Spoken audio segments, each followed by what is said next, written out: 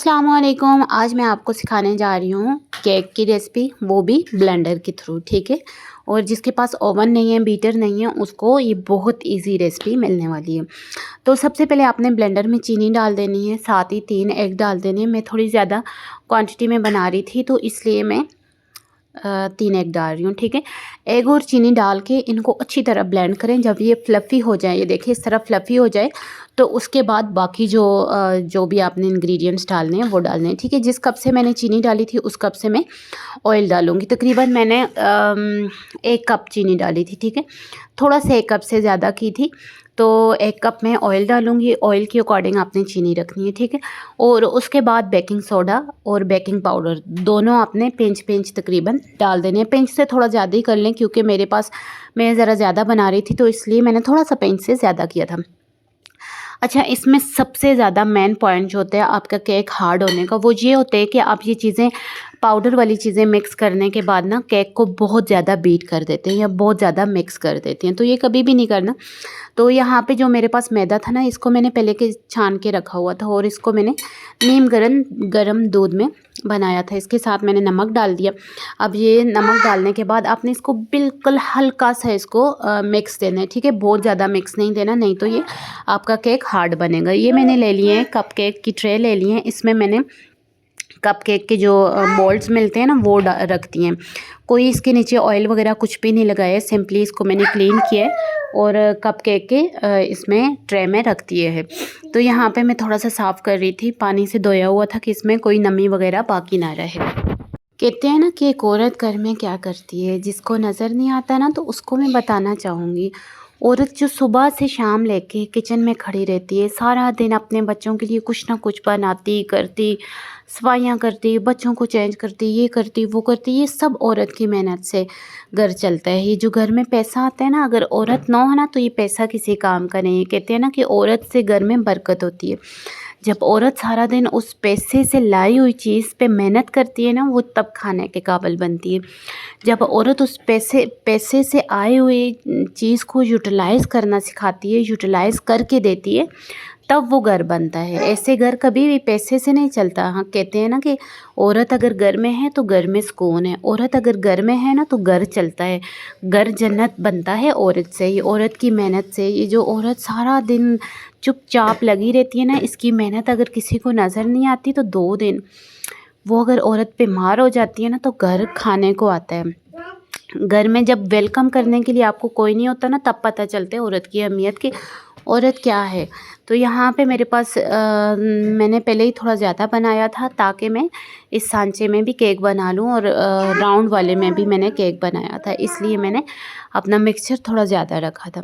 अच्छा, back to one topic. अच्छा, पता है हैरत की बात सबसे बड़ी ज़्यादा क्या है, कि वो औरत जो है ना, कभी इस मेहनत का शोर नहीं मचाती है, बस चुपचाप अपने हिस्से के काम करती रहती है, ताकि इसके घर के फ़र्द, अब इसकी ज़िंदगी आसान हो जाए, इसके घर के लोगों की ज़िंदगी आसान हो जाए।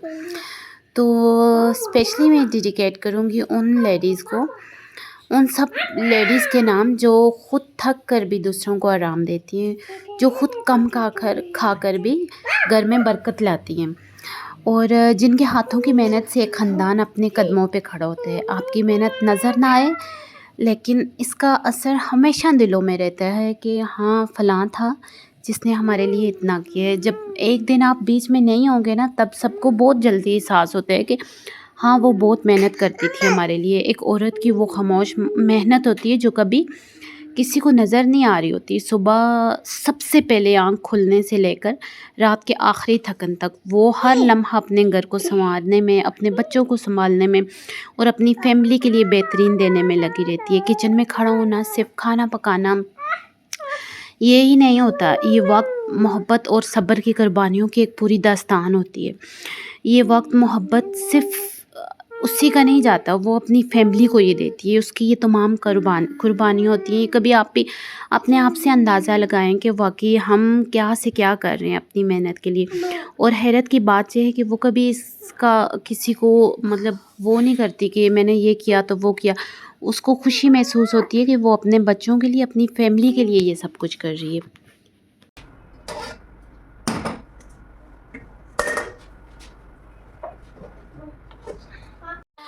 अच्छा, यहाँ पे पहले मैंने ये स्टैंड रखा था। अगर जिसके पास स्टैंड नहीं है, वो जो आटा छानने वाली छान नहीं होता, वो भी आप नीचे रख के ना आसानी से ऊपर केक जिस चीज़ को भी रखना चाहते हैं। सिर्फ हमारा मकसद ये होता है कि हमने थोड़ा सा नीचे से स्टोव से उसको स्पेस देनी है, ठीक है। कुछ भी आप रख सकते हैं। तो मैंने यहाँ पे वो आटा छानने वाली छान रख के तो इसको स्पेस दे दिए। तो अच्छा, थोड़ी देर के तकरीबन 15 से 20 मिनट बाद मैंने अपने केक को देखा तो कुछ इस तरह का उसका टेक्सचर हुआ था। तो दूसरा केक भी मेरा बन के तैयार हो गया। दोनों को मैंने इसी उसमें बनाया था, देगचे में बनाया था। यहाँ पे मैंने चॉकलेट, डार्क चॉकलेट दूध के साथ मिक्स करके मेल्ट कर ली थी। तो क्योंकि मैंने थोड़ा सा इसको लिक्विड टाइप बनाना था, तो इसलिए मैंने इसे बनाया। अब तवे को ऊपर रखने का मकसद ये होता है कि ऊपर से आपने केक को जो है वो ब्राउन करना है, ठीक है। तो मैंने तवा ऊपर रख के केक को ब्राउन कर लिया था। माशाल्लाह हमारे केक बहुत अच्छे बने थे, बच्चे बहुत खुश हुए। अल्हम्दुलिल्लाह, एक माँ की मेहनत यहाँ पे पूरी हो जाती है जब बच्चे खुश हो जाते हैं। उसके बाद हम शाम में थोड़ा वॉक को गए, बच्चों को पार्क लेके गई और मैंने खुद थोड़ी वॉक की। अब शाम का टाइम है, मैं यहाँ पे बना रही थी मगज़। तो मैंने कहा मगज़ की रेसिपी भी आपसे शेयर कर लेती हूँ। अच्छा, मगज़ बनाने में बहुत सी ट्रिक होती है।